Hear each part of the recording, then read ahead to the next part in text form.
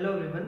आज हम बात करें किडनी के फंक्शंस के बारे में और समझते हैं कि किडनी की थोड़ी एनाटॉमी क्या होती है और कैसे कहाँ किडनी का प्लेसमेंट होता है और बॉडी में जो है किडनी का क्या काम है वो हम थोड़ा समझेंगे डिटेल में।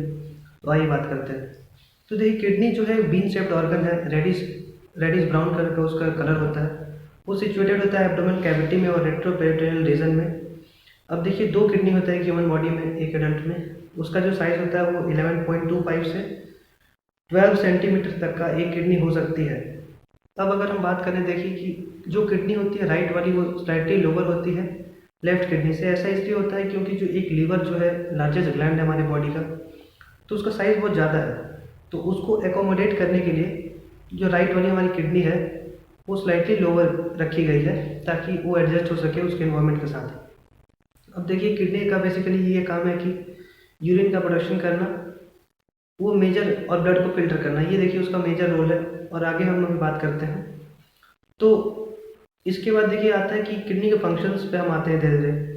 अब किडनी जो है सबसे पहले इसका काम होता है यूरिन का फॉर्मेशन। अब देखिए, जो किडनी है उसमें जो ब्लड सप्लाई होती है वो रीनल आर्टरी करती है और वहाँ से जो ब्लड लेके जाती है वो रीनल वेन होती है। दो दो पेयर की होती है क्योंकि दो किडनी है तो एक रीनल आर्टरी इधर, एक रीनल आर्टरी इस लेफ्ट और राइट साइड। वैसे ही रीनल वेन आती है नीचे और जो नर्व सप्लाई होती है किडनी में वो होती है रीनल प्लेक्सस से।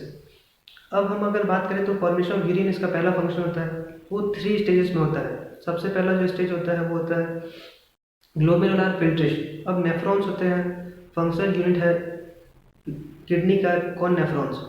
जैसे अब नर्वस सिस्टम का सब फंक्शनल यूनिट है न्यूरॉन्स, वैसे रीनल सिस्टम का जो किडनी का फंक्शनल यूनिट है वो है नेफ्रॉन्स। अब नेफ्रॉन्स में भी अलग अलग पार्ट्स होते हैं।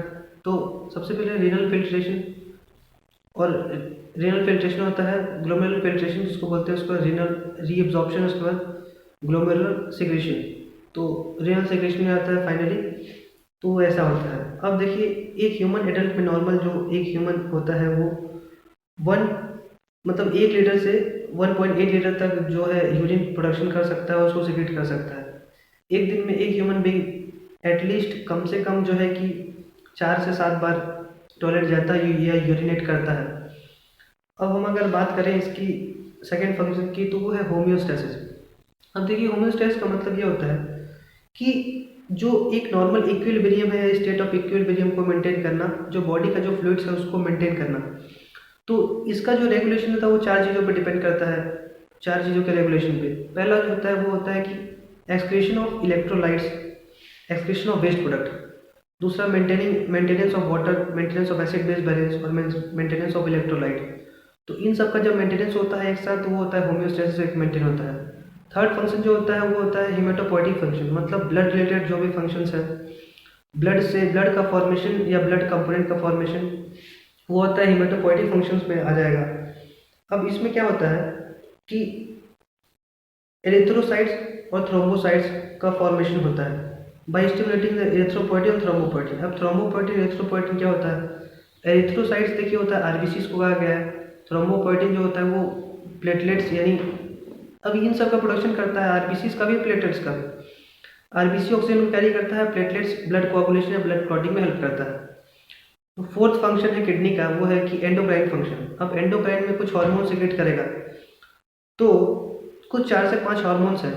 जैसे सबसे पहले है वही एरिथ्रोपोइटिन, थ्रोम्बोपोइटिन, उसके बाद 1,2,5 डिहाइड्रोक्सी पॉलीकैल्सिफेरॉल, जिसको कैल्सिट्रायोल भी बोलते हैं। ये एक विटामिन डी का एक्टिव फॉर्म होता है। और इसके बाद आता है रेनिन और प्रोस्टाग्लैंडिन्स। इन सब का सीक्रेशन और रेगुलेशन कराता है कौन? किडनी। तो ये इसका एंडोक्राइन फंक्शंस हो गया। उसके बाद हम बात करेंगे अभी कि regulation of BP by local mechanism. अब देखिए, बीपी रेगुलेट करता है bye regulating the extra cellular fluid mechanism. अब एक एक्स्ट्रा सेलुलर फ्लूइड को मेंटेन करके बीपी को रेगुलेट करता है। उसी प्रकार दूसरा एक होता है रेनिन एंजियोटेंसिन मैकेनिज्म। ये बहुत ही इंपॉर्टेंट मैकेनिज्म है। इसमें क्या होता है कि देखिए, जब कोई बीपी कम होता है ह्यूमन बींग में, बीपी जब डिक्रीज होता है तो जक्स्ट्रा ग्लोमेरुलर एपेटाइटिस जो होता है किडनी में, जीजेआर, तो वो एक्टिवेट हो जाता है और वो रेनिन को प्रोड्यूस करता है। रेनिन कन्वर्ट होता है एंजियोटेंसिन में और एंजियोटेंसिन 1 में कन्वर्ट होता है बाई ACE इनहिबिटर एंजाइम। उसके बाद एंजियोटेंसिन 1 एंजियोटेंसिन 2 में कन्वर्ट होगा, फिर फर्दर एंजियोटेंसिन 2 से एंजियोटेंसिन 3 में, वो कन्वर्ट होता है एंजियोटेंसिन जीनेस एंजाइम के प्रेजेंस में। उसका होता है एंजियोटेंसिन 4।